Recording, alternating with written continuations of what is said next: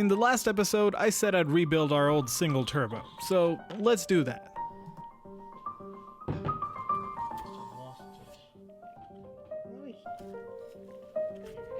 Honestly, spins pretty well.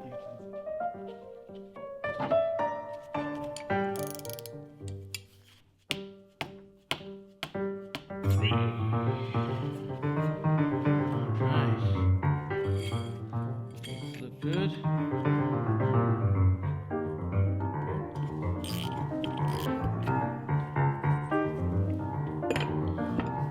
Slowly balance it.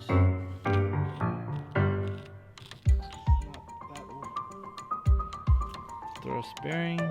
Thrust bearing. Alright, so basically, after we took it apart, we kind of noticed that this shaft is kind of screwed. The oil seals must have gone on this, and then this thing must have not been lubricated properly, and it kind of tore up. The bearings kind of tore up this shaft, so we would probably have to replace the entire shaft wheel assembly.